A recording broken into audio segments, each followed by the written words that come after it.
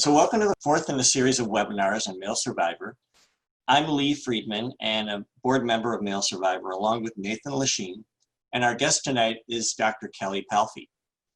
The Me Too movement became a viral social media effort following the sexual abuse allegations of Hollywood mogul Harvey Weinstein in the fall of 2017. The hashtag movement has primarily focused on female sexual abuse survivors. Adding an end to the phrase, Dr. Kelli Palfy's book, Men Too, explores the quieter voices that the Me Too movement has largely overlooked, those of male victims of sexual abuse. These victims are silenced, as Dr. Palfy puts it, out of confusion, guilt, fear, desire to protect others, and lack of understanding.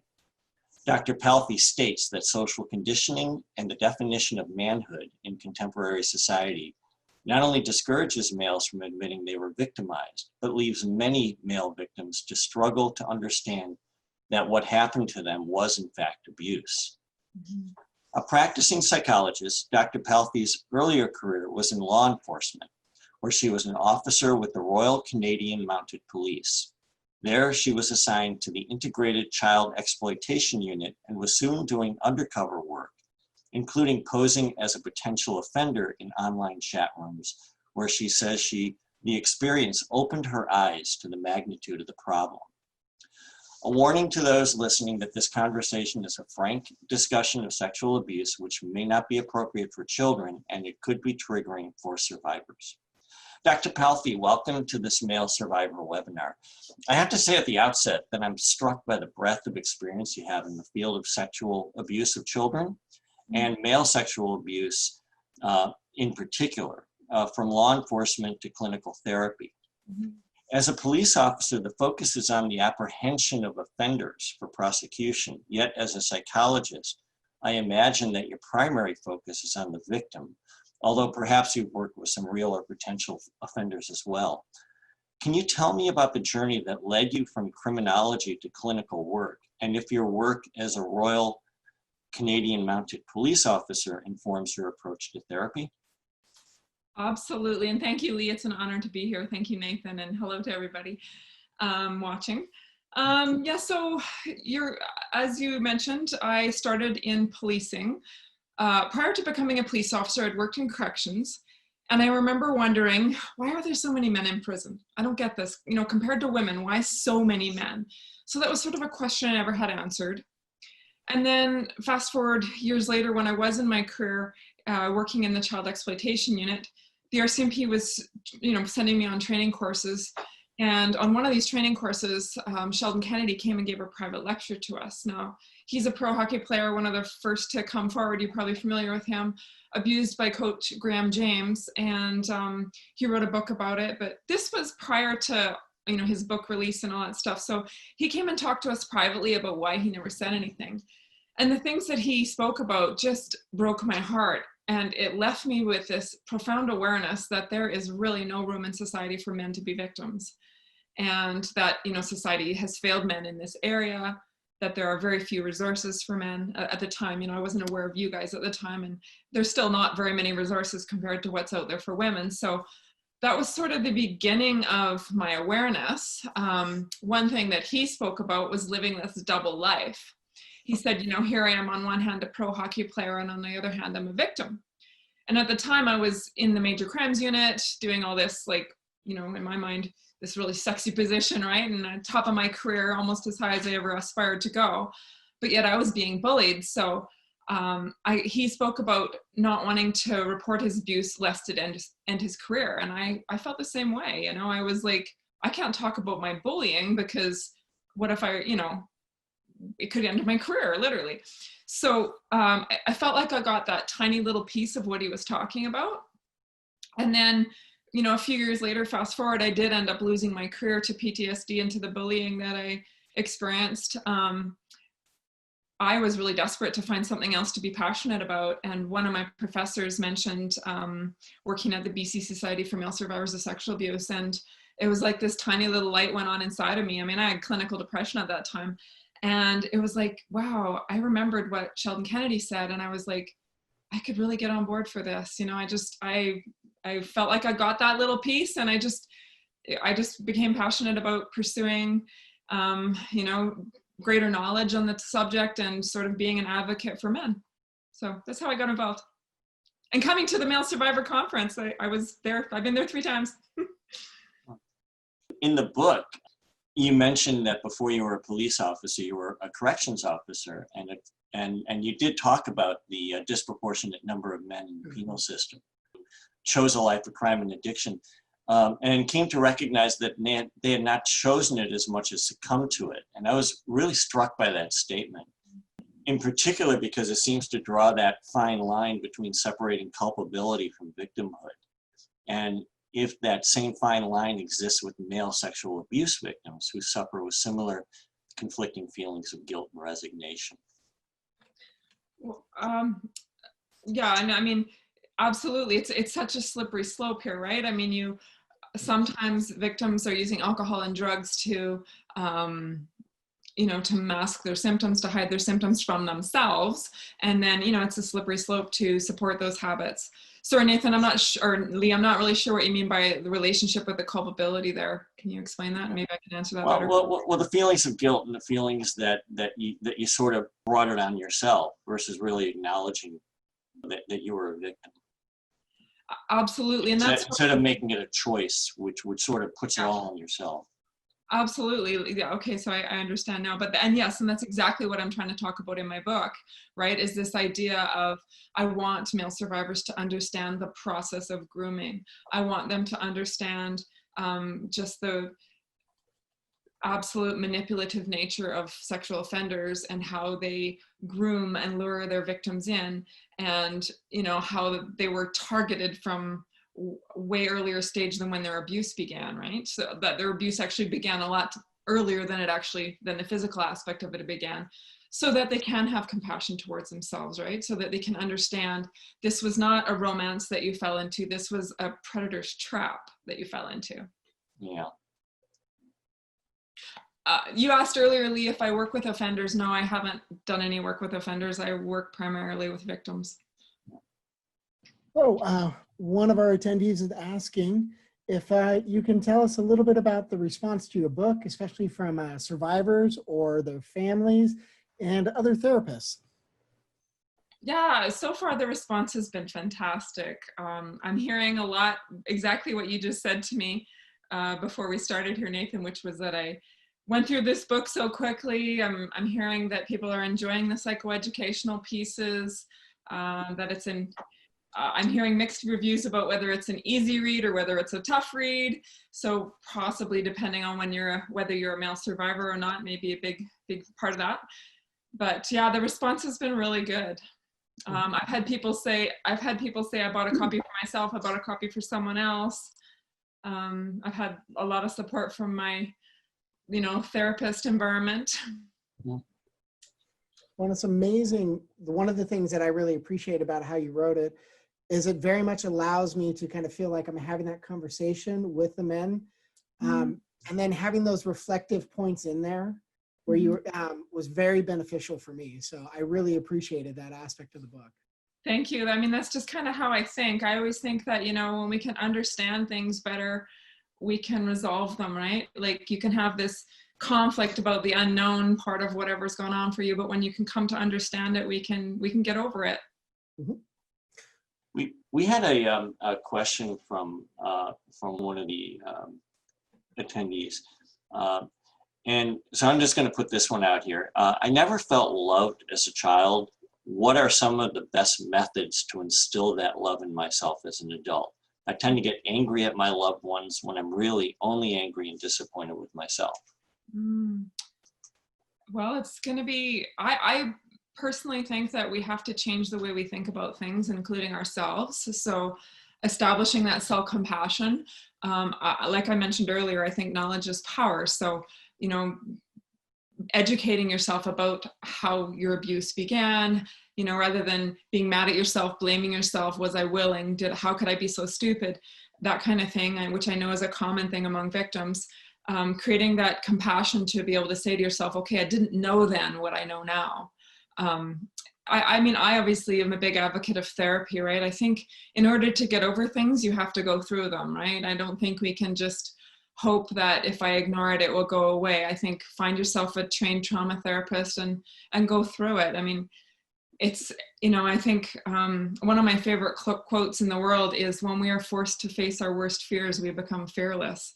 And I think that's so true of therapy, right? When we are forced to face our worst fears, we become fearless. So that would be my advice, you know, find someone that you can trust that has this expertise in this area of male survivors, which I'm sure, you know, your website is a great place to find, you know, resources for that. Yeah, you know, I work with a lot of first responders because I was a former first responder myself. And, you know, when they get a chance to express all the things that they're angry about, I just had a police officer in my office for 2 hours today, just venting. And at the end of it, he went, "Oh, I feel so much better." And I was like, yeah, doesn't that feel good to get that out, right?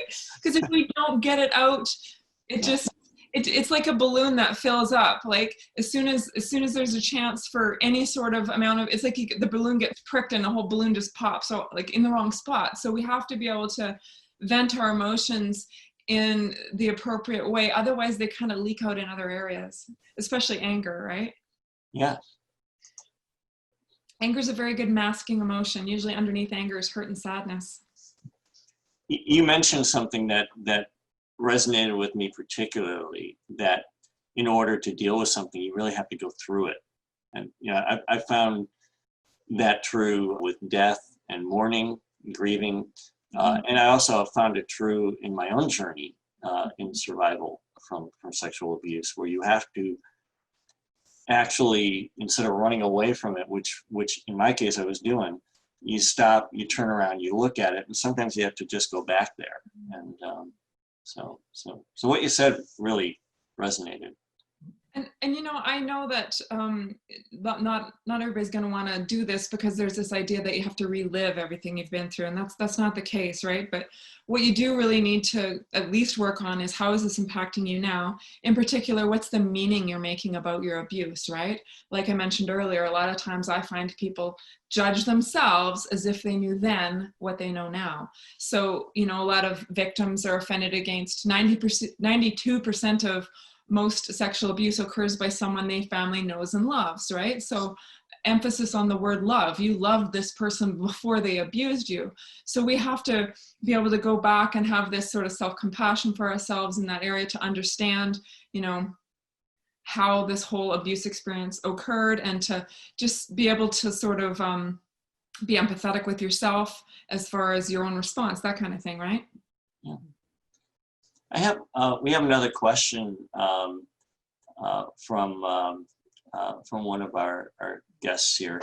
What are your thoughts on anti-exploitation agencies focusing primarily on cisgender females?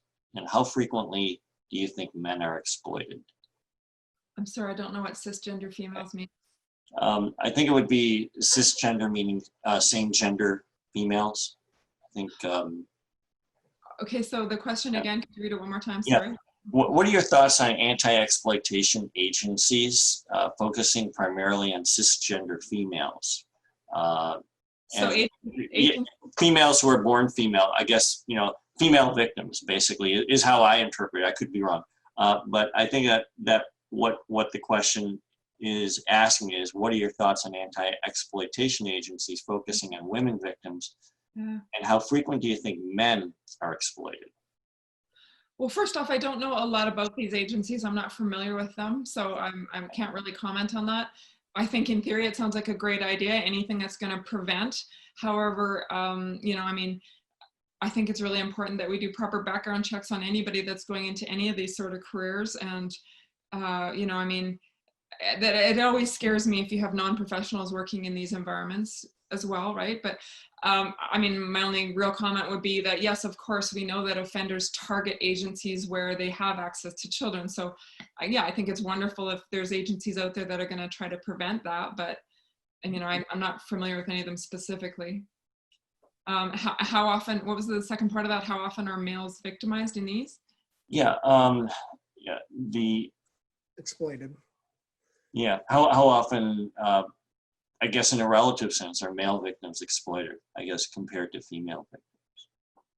Well, I'm just basing my knowledge off the research that's already out there that you guys are quoting all the time, right? Like, we know that 1 out of every 6 males is sexually abused to some extent prior to the age of 16, right? And we know that over 90% of offenses are committed by someone we know and love. So, I mean, yes, we do know that perpetrators specifically infiltrate those types of arenas where they will have access to children, and that in those arenas, probably abuse is much higher than in the general population, I would say.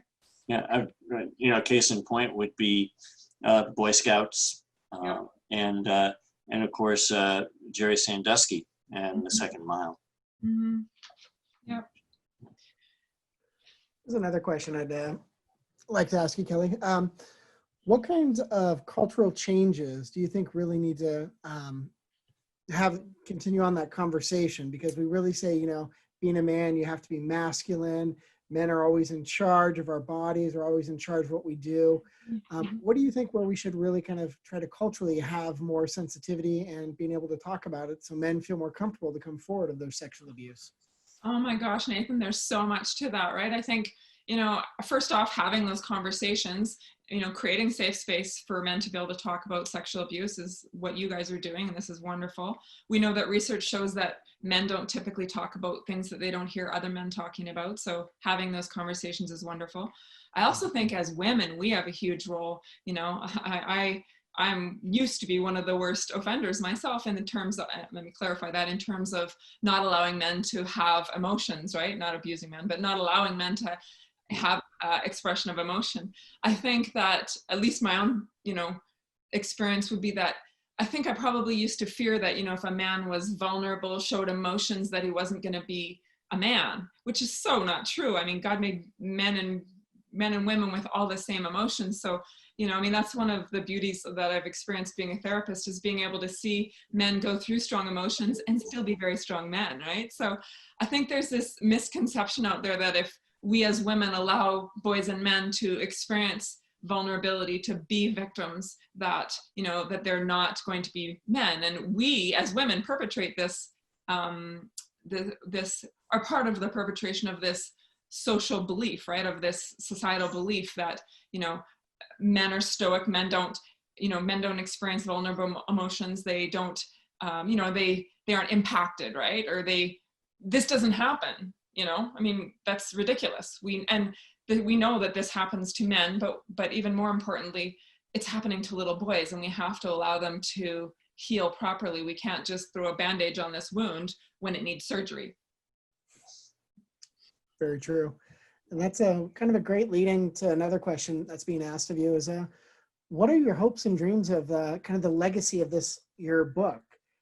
It's very, very written to be, in my opinion, read by survivors and people that maybe aren't experienced in the field. It's not a clinical book per se, as much as it is for the everyday person. And being able to really just sit there and I read it in a couple of days. And what do you really hope that the legacy of this book and your work is going to leave us with? Well, I hope amongst boys and men who are victimized that they will be able to have more self-compassion towards themselves, obviously, and to create awareness in the general population. You're right. This book, it's not meant to be highly clinical. I wanted to be able to speak to the general population. When I was writing this book, they kept saying, "Who's your audience?" And I was like, "Everybody." And they're like, "No, you have to narrow it down." I'm like, "But that's not my point. I want everybody to be able to understand, how, for teachers, for example, how children are being misdiagnosed as oppositional defiant or ADHD when really their bodies are having responses to trauma. We need to be able to look at this. We need to be able to recognize trauma in boys. We need to be able to support boys so that they can grow up to be the men they were intended to be, right? In the book, you speak about the confusion that victims feel from their own physiological response to the abuse. And you actually cite one study that estimates approximately 20% of male victims ejaculate during the assault. And this response all at once defines an extra level of control by the abuser from the perspective of the victim, and makes the victim question why their bodies have betrayed them, and complicates the very definition of what happened to them, setting up confusion of their own sexual identity that often lasts well into adulthood. And while the biological science is compelling, the confusion and self-defining aspects of the abuse still remain with many victims.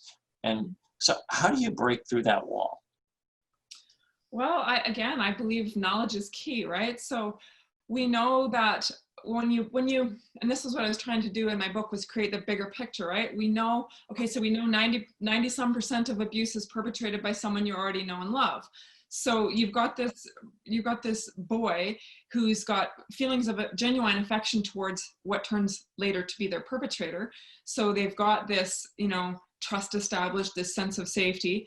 And then, for example, they're perpetrated against. Oftentimes it happens initially, you know, it can be when they're sleeping, or just a slow progressive pattern with the grooming, which I talk about a lot in my book, just the progressive stages, which are kind of slowly getting the victim more and more accustomed to touch, introducing masculine principles, that kind of stuff. Lots of times though, when it progresses to that final stage of the sexual touching, there's a lot of confusion, right? Because you've got, on one hand, it feels good physiologically, right? God designed our bodies that way, that they will respond to touch, that, you know, I mean, everybody enjoys orgasm, you know, as adults, that's the way our bodies are designed. But then there's also this sort of, oftentimes this other response going on, which is the trauma response. So we've got our fight, flight, freeze response. So on one hand, we've got the sympathetic nervous system engaged, but we've also got the parasympathetic nervous system engaged. So I'll just explain that a little bit. So we've got the fight or flight response. So if a victim feels that they can fight off their perpetrator, which a lot of victims do in the first instance, not always, but a lot of victims try to fight off their perpetrator, they're not successful. Lots of times they're overpowered physically. If they can flee, they will. If they can't, they often freeze. And I know I gave examples of this in my book where, you know, they were paralyzed with fear and then they froze, right? So they're lying there in their sleeping bag in the tent, frozen with fear, filled with terror. There's the sympathetic response, but then they've got this physiological thing going on in their bodies, which is the parasympathetic response. So the female and male genitalia are both designed to respond to touch. Completely different systems, right? So you've got the sympathetic nervous system engaged, but you've also got the parasympathetic nervous system engaged. So I did a little bit of research on this because I wanted to understand it better myself. Basically, you've got this parasympathetic response, which is, you know, that the genitalia is designed to respond to stimulation. There's nerve endings in the penis, in the anus, in the vagina. So when they are stimulated manually, it sends a signal saying, hey, we're going to relax here. We're going to get rid of this vascular restriction. I want to send blood flow to this area. And then, of course, the blood flow sent to that area of the penis leads to an erection. So the stimulation feels good. It's like a mixed message going on, which is often the confusion. I did a little bit of research, which we know comes from research conducted on male victims with spinal cord injury. So because we know that the spinal cord can be severed and that a male can still get an erection, they did research and found out that there's 3 different types of erections. And the first being psychogenic, which is based on generated from thoughts, come from any of the 5 senses. So we can fantasize about touch or romantic thoughts, that kind of thing. The next type is reflexogenic, which is oftentimes what's happening during abuse, which is produced solely by the stimulation. So again, we've got those 2 systems engaged at the same time. And then the third type of erection is it occurs nocturnally. So when we're asleep, not myself, of course, being female, but for men, I'm sorry, I often say we, but nocturnal during sleep. And I joked with you earlier, I said, you know, during math class, right? So, so 3 different types of erections that can be happening to the male, but also having this sympathetic response, which is sympathetic to the environment, this terror response. So completely different systems. So I think it's super important that men come to understand this, that, you know, that they're not, you know, necessarily willing participants, this kind of thing. And again, this is where it comes into this being careful not to judge yourself then as if you know what you know now, because a lot of the damage in my book, like with my participants, what I noticed a lot was that, you know, the trauma really manifests itself once they hit puberty and came to make meaning of what happened in their youth. Feel free to weigh in on this. So. Yeah, so just, Yeah. did that answer your question? That does. It's just like there are many ways to interpret a sexual response to abuse, and I think that we tend to fall back on maybe the psychogenic. Oh, I must have enjoyed it. It must have been in my head the whole time. When actually there's the reflexive, and there's also the also, Lee, keep in mind, perpetrators will use this as evidence. They'll use this to manipulate their victims, right? So they'll be saying to the victim things like, oh, look, you have an erection, you're enjoying this, right? Look, you love me too. Look, this is special. We're, this is what guys do. Like, we're in love, this kind of thing, right? It's the whole, the whole Michael Jackson thing, right? Like, the victim feels that this is, I know he was never convicted, this, but this idea that it's a romance, right? That, the perpetrator will use that evidence against their victim, which leaves them confused. But that's their whole intent. They want to leave their victims confused, right? Because if they're confused, they're not going to say anything. Their ultimate goal, right? That they commit this offense and get away with it. They get away with it oftentimes because they leave their victim confused. Well, and that confusion for a lot of us survivors also makes us kind of rewrite our trauma narrative, where I was more willing than this, or it wasn't as bad as it really was because there was X, Y, Z components with it. So I'm really hearing, this is the first time I've really heard a lot of the clinical aspects of that. Sometimes we as guys have no control over the erection function. No control over the ejaculation function. So, and as you said, that's a common theme that out of our 15,000 registered members on the discussion board will question 30, 40, 50 years later of why did I get an erection? I didn't enjoy it. I was scared. Yes, right. So having that empathy with yourself that, I mean, I think I'm sure I quoted it in my book, or if not in my dissertation, there's anecdotal poems about how when men were hung, they were hung with erections, right? Do you think they're sexually aroused during that time? No, they're terrorized. We know that extreme terror can also cause a man to have an erection, right? So soldiers in Afghanistan, soldiers in war, they're having erections when they're extremely traumatized. So again, that piece about understanding and being empathetic towards the body, I always just like to say, your body responded the way God designed it to respond. You are just being manipulated by a perpetrator whose sole intention was to deceive you, right? Mm-hmm. Well, and it really, one of the common things I always hear is my body betrayed me. Yeah. I really appreciate you giving us this, that your body didn't betray you, did exactly what it was designed to. It's a perpetrator manipulated our thoughts to say, look, your body's enjoying this. If you were my client saying that to me, I would encourage you not to think that your body betrayed you, but that somebody betrayed you. Someone else betrayed your trust. Your body just responded the way God intended it to respond to touch, right? Unfortunately, the penis can't see, doesn't make that connection, right? Can't see who's out there. And again, boys are too young to understand what they're doing. That's why we have sexual assault laws in effect, because boys do not have the maturity to understand the consequences of the acts that they're engaging in. Whether they be quote unquote willing or not, they don't have the mental capacity. Period. They're not mature enough to make those decisions for themselves. That's why we try to protect them. Mm-hmm.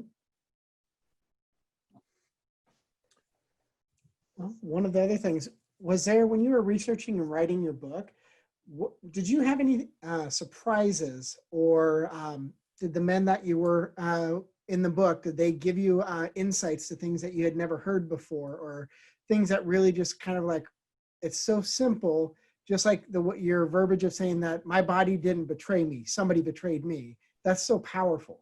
Yeah, I did have a few surprises. First off, the one thing that it just kind of shocked me was that even as little boys are already acting as if they're men, right? So, boys are brought up to be protectors.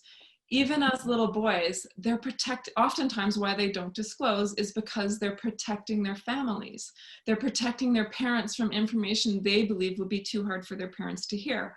They're protecting their family's reputation.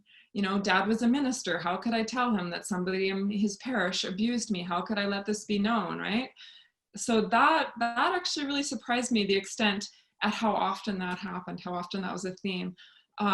Broke my heart to hear that a lot of boys felt like they were already a burden to their families, that I couldn't bring this up because, you know, I was already a burden, you know, that kind of thing. Mom and dad had too much on their plate. Yeah, I was surprised by a lot of things, honestly. Actually, I remember debriefing with Dr. Fradkin when I was getting my results, and I was saying to him, like, the number of victims, I was asking him about, you know, the number of my participants that had developed, for example, dissociative identity disorder, right? Which is the body's response to extreme trauma.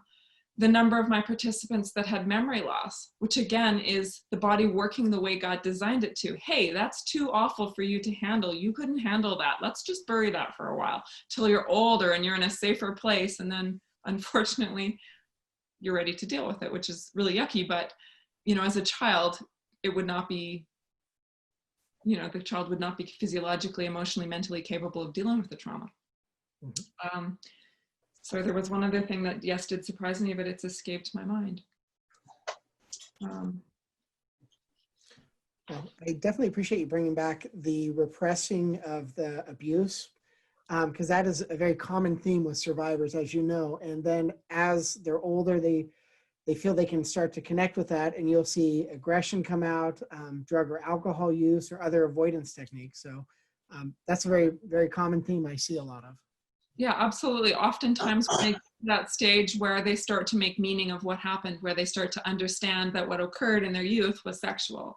You know, give the example in my book where when I realized that I lost my virginity to my sister, right? You know, that kind of thing. Yeah. Sorry, I just looked at my notes here and I remember the other thing that surprised me. You know, this idea that there was no point, that nobody would help me. Oh, that broke my heart. Yeah, very much so. We got to change that. Yeah.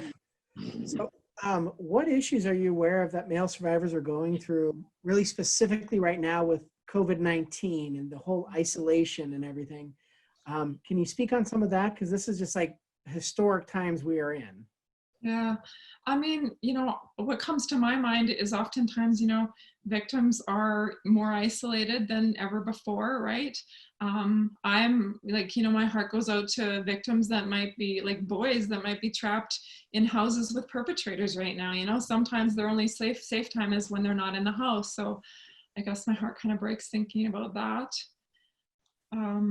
Yeah, just, you know, how isolation can be such a destructive thing for so many people, right? That it's, you know, we need that human connection, right? And when you're already depressed, being told you have to stay home and not getting out, not being safe to socialize, all these messages about, you know, socially distancing and stuff like that can be really, you know, contributing to the sense of isolation.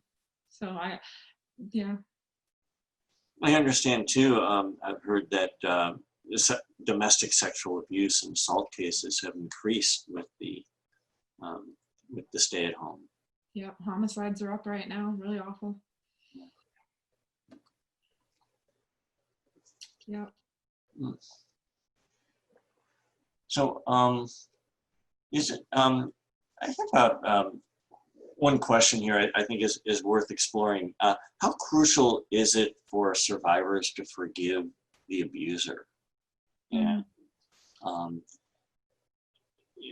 I think that this is a theme that I often see in the forums at MaleSurvivor, that some people could never imagine forgiving their abusers.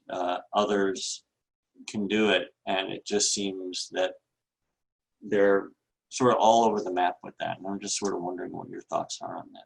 Absolutely, and that's something that I talk about in my book. And you know, I come at it from a Christian perspective because I know a lot of male victims often walk away from their own faith because they say, like, how could God let this happen to me, or am I expected to forgive, that kind of thing. So that's a great question. You know, I like to, my favorite explanation for that would be, you know, forgiveness isn't for them, it's for you. Forgiveness is about saying, okay, God, I could never get revenge on this person, so I'm just going to turn him over to you. You deal with him, right? Forgiveness is about not having to hold them accountable every day for the rest of your life, which takes a lot of energy, right? Forgiveness is about, yeah, just not having to try and in your own mind plot revenge or try to seek revenge or seek justice or what have you for the rest of your life, because I can imagine that that's a very exhausting thing to do. And I think it's futile too, because I don't think there is any proper punishment for sexual abuse. So again, I say, like, you know what? Only God could get the type of revenge that we would ever want, right? We can't, you know, if a male, like, I know, working with Dr. Lissack, he was representing or working with, you know, offenders or victims who had killed their offender, right? Victims who were in jail for killing their offender. Well, I don't, you know, most of us don't want that to happen to ourselves, to go to jail for seeking retribution against our offenders. So what's the answer?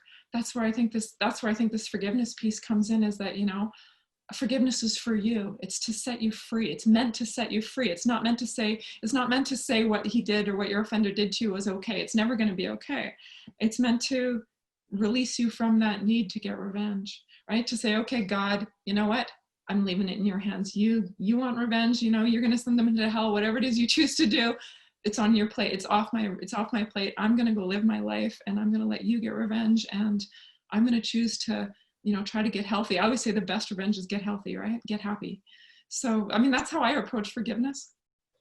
It is very interesting what you said, because I think of anger and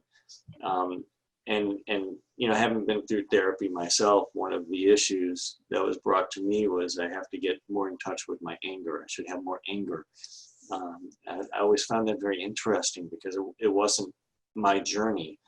But what I'm hearing from you right now is that anger can almost be like a self-conflagration, almost, you know, consume you. Mm-hmm. And by forgiving, you're basically taking that anger off of yourself that may put you to the point of ending up in jail for killing your abuser. I think that's an extreme example.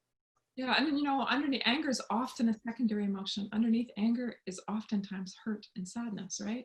And that's where I think, yes, it is going to probably be necessary to get in touch with, to grieve the loss of your youth, to grieve the loss of the relationship that you enjoyed, the part of the relationship that you enjoyed, to experience those feelings of betrayal so you can get through them and consider trusting other people, right? To be able to work through those things, to work through the meaning that you're placing upon yourself, the meaning that you're placing upon the abuse, those kinds of things. Yeah, I think, you know, therapy is wonderful for that. But yeah, sorry, I'm kind of getting off track there, but yeah, I think, yeah, that's my perspective on the whole forgiveness piece, that, you know, it's not meant to let that person off the hook. That's not what it's about. It's saying that I'm not going to be the one to get revenge.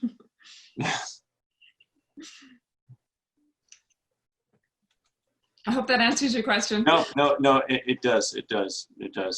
My own personal answer to my abuser when I spoke with him several years later was, I said, I can forgive you, but really that's not the forgiveness that's really going to count. It's the forgiveness is going to be found when you can actually look in the mirror, forgive yourself.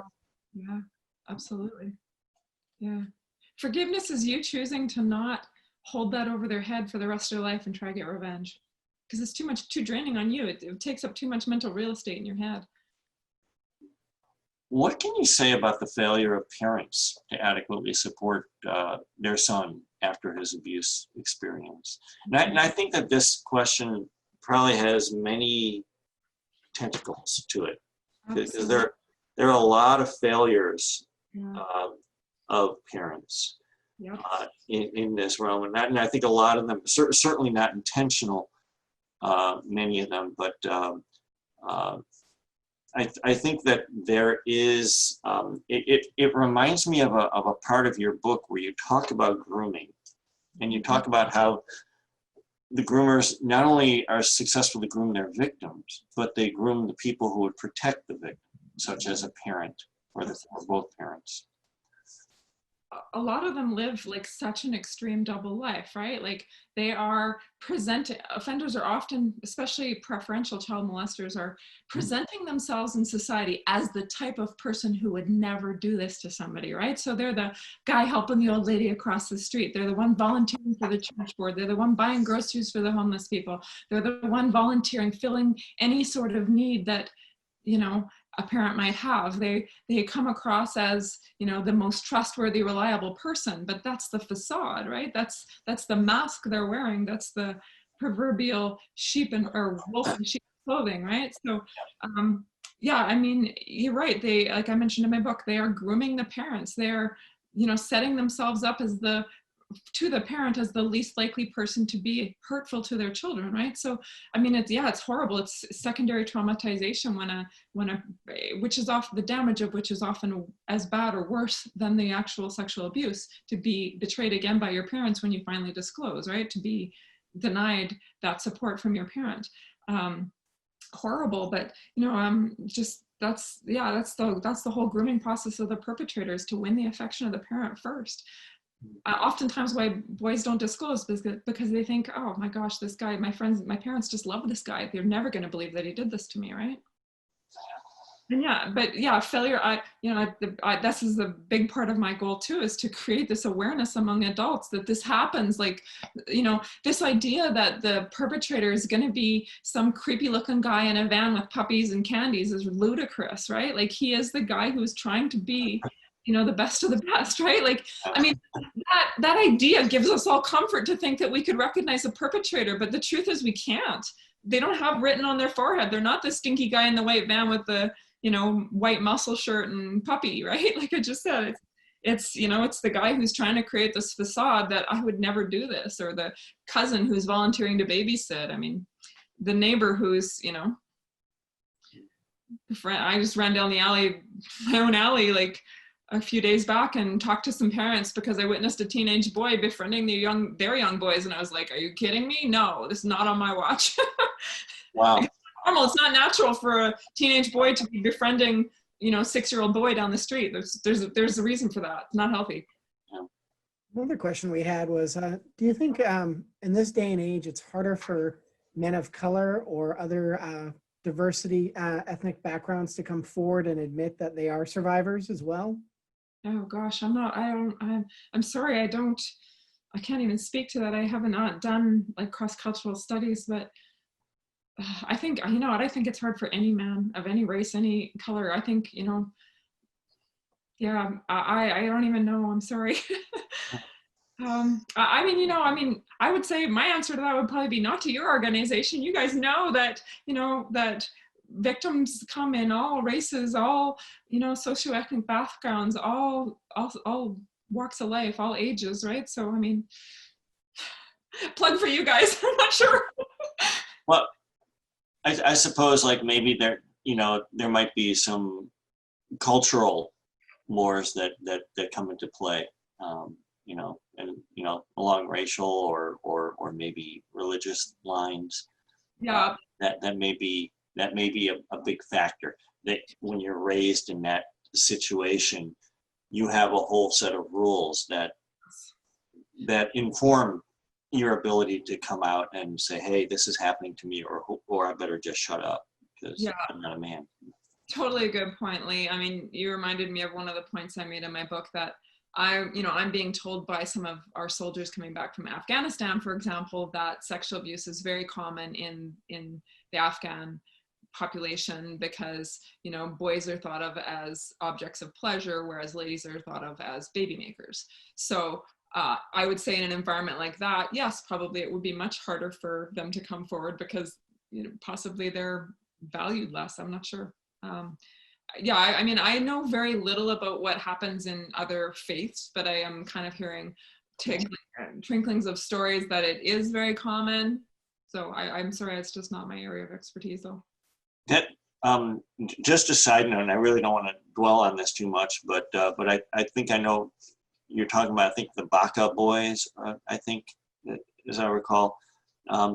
It would be, I don't know how steeped in culture that is and how steeped in history that is, but it would be very interesting to see you know, given the cultural context of that, how these boys fare as men in that culture versus how boys who go through the same thing in our culture fare as men. Just if that makes any sense. And yeah, I think that there's a cultural, the cultural venue may have a lot to do with how these people turn out. I mean, I would suspect you're right, Lee, because, you know, I mean, a lot of cultures don't allow for emotional expression, right? The same way we do, the same way, you know, I mean, I credit the feminist movement for, you know, even highlighting to me that, hey, guess what? Boys and men are should be allowed to have the same emotions as women, right? We should be in society allowing them to access and to express the same emotions as women. Whereas, I mean, not everybody's practicing Western culture, right? Where, you know, like you said, a lot of other cultures will not have that sort of same freedom of emotional expression. There's, you know, sort of unhidden, unspoken things, right? Or sorry, hidden, spoken things, unspoken. I'm going to bring something else up. I have another question, and I have to preface this a little bit. I'm reminded of an interview with New York Times columnist and author Charles Blow, who was also a sex abuse victim as a boy. And when he was asked about cause and effect sexual identity confusion in victims of male on male sexual abuse, he actually suggested that perhaps the confusion was already there before the abuse, and the offender, in fact, was, I remember the term, diabolically gifted in identifying those confused and vulnerable children from their peers. And I'm sorry? That makes me want to scream. Yeah, it does, and it is a pretty interesting point that he made.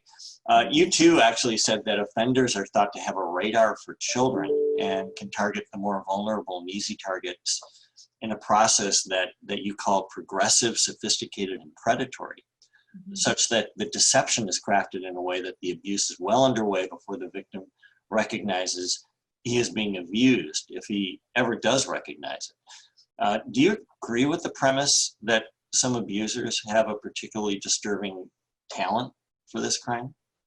Oh, I would definitely say they've perfected their own skills at detecting the vulnerable child. I mean, that's the whole point of their sort of premeditated investigative process, is to find the vulnerable child. Now, they would have a radar for vulnerable children, but I don't agree with that. What you just said about how that the child was probably already confused before the abuse occurred. I think that's a very nice excuse that offender might use to themselves. Like, that's the kind of thing an offender would say to himself when he was grooming himself.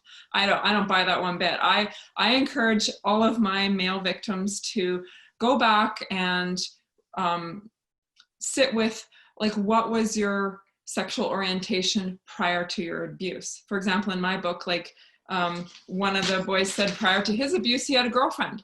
After his abuse, he was confused. Well, he's confused because he got an erection. If he hadn't gotten an erection from a man stimulating him, he wouldn't have been confused, right? So what was your innate orientation, right? So I encourage them, you know, watch to re-examine what was your innate orientation, right?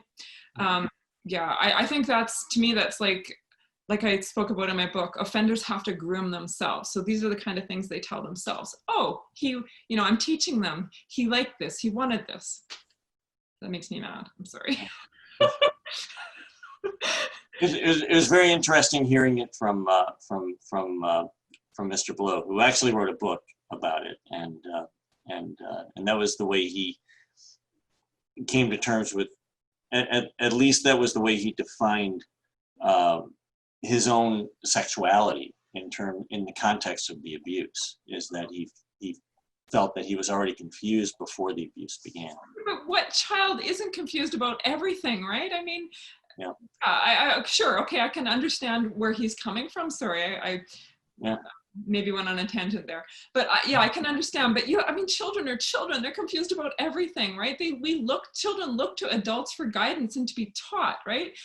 You know, I mean, I just read a book where she was the author was talking about how, you know, children in locker rooms, when they look at each other, they're often stimulated and it's confused. Again, our brains are just designed to respond to sex, to arouse, to, you know, to sexual objects, right? Like, doesn't necessarily mean we're oriented to that. It means our bodies are working the way they were designed to work, right? Touch stimulates. You know, we can watch, you know, you can watch TV programs where you're watching another couple have intercourse or whatever, and you can get aroused. That doesn't mean you want to join in, right? It just means your body sees what's happening and your body goes, hey, that's familiar. Sends blood. The body works the way it's designed to work. Sends blood flow to that area. I think another question to have for you is, when you, in your own practice and the men that came forward to help you write the book, was there extra layers of trauma or shame for a person that had a female offender versus a male offender? Well, I didn't actually measure shame at all, but yeah, I'm sorry. And you know, some of my participants, some of the ones that were abused, it was all familial. So, you know, I'm sorry, I didn't measure shame, but definitely, I mean, there was, you know, one of my participants talked about feeling, you know, like he was a burden to the family. He couldn't bring this up. He was, you know, he felt ashamed about his own naivety at the time. Like he said, you know, I made a comment to my cousins that I didn't know what the female genitalia looked like. And then all of a sudden they, you know, whip out the Encyclopedia Britannica, start showing pictures, and then, you know, ended up showing themselves and encouraging him to engage in oral sex with him.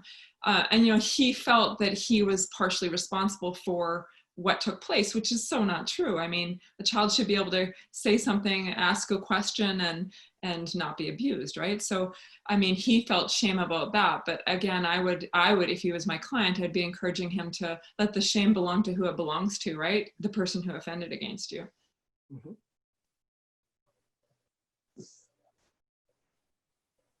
Sorry, Nathan, I didn't give you the No, answer you're looking for. No, it's perfectly fine. So another question people have kind of asked over the years, and a participant asked it in this chat, was, what is there anything you can really look at of what sets men apart that are able to heal from their abuse compared to the men who continue to just suffer their emotional injuries? Well, I can only speak for the ones that have talked to me, which was that they found it very helpful to get help, right? So what sets them apart as far as, sorry, in what way are you asking that? Like, was there something that maybe a pivotal moment in their life that makes them come in and go for the therapy? Is it like a breakdown in a relationship, so they just hit rock bottom? Or, you know, what kind of gets people to go in and start this process of really unpackaging these painful memories? You know, I think it's different for different people, right? I heard, you know, in my book, I talk about how my participants spoke about, you know, when I had children of my own, when I got, lots of times it is a crisis for sure that makes them seek help, right? You know, one of my participants spoke about how he realized that if both he and his wife were killed, that his mother, who was his perpetrator, would have access to his children. So that was like the pivotal point. He's like, I'm going to let this be known. I'm going to make a report about this. Other times it's when they have their children and they, you know, their children reach the same age that they were when they were victimized. It, you know, brings it up again for them, so they choose to work on it. Sometimes men often come forward when they are, you know, very angry, right? Because they've been stuffing their own emotions for so long. I've had men come to me who say, my wife told me I need to be here. So, you know, we wind up working, right? Or my partner told me I need to be here because I'm angry, right? And so we just look at what's underneath that anger. What's the hurt and sadness underneath that anger? So yeah, oftentimes it is a crisis. Sometimes, again, it's when the memories come flooding back to them, right? They're overwhelming. They need to be able to process those memories. When those memories and that moment comes to the point where they finally deal with it, they finally go to therapy. When does it usually, at what stage of life do you find most of your clients coming to you? Are they Are they middle age? You know, older adults, younger adults? You know, Lee, I think, I mean, yes, I'm seeing like, well, I only work with adults for one thing, right? So I only work with men over 18. But what I would say is they come to you when they know you're available, right? Like, you know, I guess like I've had several, well, I've had a few come and say like, I didn't realize it was abuse. So when they realize that what they went through is abuse, you know, yeah, sometimes it's when they feel safe. Like I'm finally in a good relationship. I finally told my wife about this. Now I can come talk to you about it. Yeah. Yeah, I'm asking because I was in my, you know, in my late 30s when it happened, and you know, you just like, you know, there's statutes of limitation, you know, of course, you know, all the measures of accountability have sort of fallen away, and then you're sort of left 10, 20, 30 years later, you know, like, well, it was that important, why didn't I do it earlier?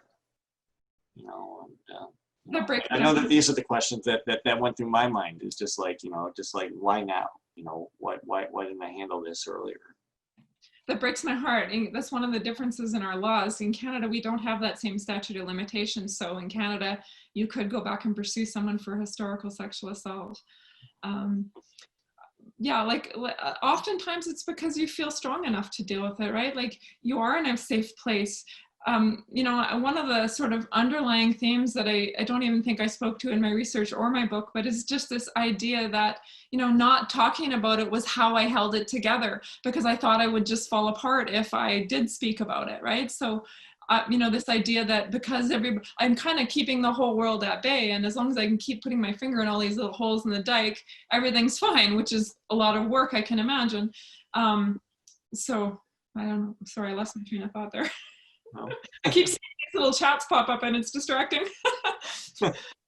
Sorry, I might have got distracted there. What was your question again, Lee? No, it was just, you know, that the observation that a lot of people, when they finally deal with the elements of their child sexual abuse, they're well into adulthood. And, Yeah. and that's really the, you know, the crux of the question, and if that's really what you're finding as well, that you're not finding them coming to you right after the abuse so much. But of course, you mentioned that you only deal with adults 18 and over, but the proportion of people that you deal with who finally deal with this when they're older adults. With, but yeah, the ones that I have, the ones that I am working with, it's been years, and that was one of the criteria for my research, was that they had to avoid it. So I can't speak to that as far as even my participants.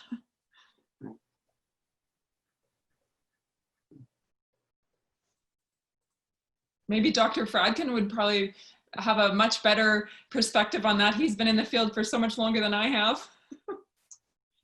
Yeah, actually, I can,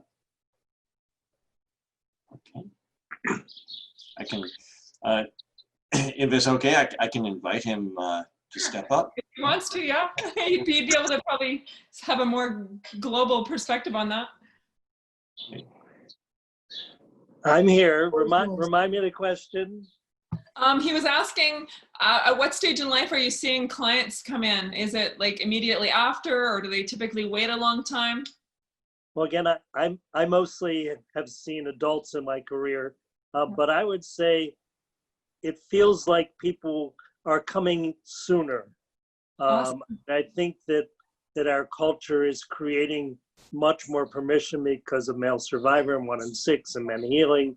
Yep. That, you know, I think about the weekends of recovery and how sometimes we had people in their 20s, a number of people in their 20s who were able to come to the weekends. And so I think it's getting easier for people to come sooner. But oftentimes I think people do wait, like you were saying, until they feel comfortable, until they really feel ready.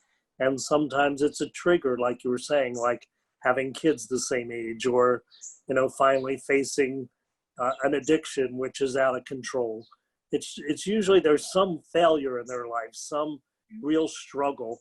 And most of the time, the clients that I saw did not come in because they knew they were sexually abused. They came in because they were having problems. And it took us a lot of time, even though I was a well-known expert, they still didn't come for that reason. They came for a lot of other reasons. And then in the process, we uncovered the root of what was causing a lot of the problems. Yeah. Dr. Fradkin, I love that point, what you just made too, about, kind of going back to what I said earlier about how men don't typically talk about what they don't hear other people talking about. So that's one of the things that I really encourage other therapists to do, for example, is advertise that you work with male and female victims of sexual abuse. Talk about this so that boys and men know they can talk about this. And yeah, I agree. I think people are coming forward more because it's being talked about. Yeah. A lot of rape crisis centers in the United States, even if they have female in their name, they're really working to let people know that men and women are allowed, people of all gender identities are allowed to go and get the help they need. So it's changing. Yep, love it.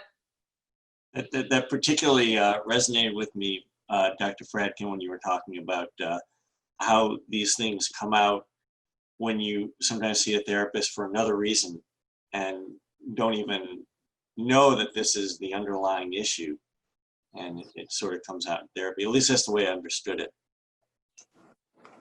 Yeah, I think that's exactly what happens.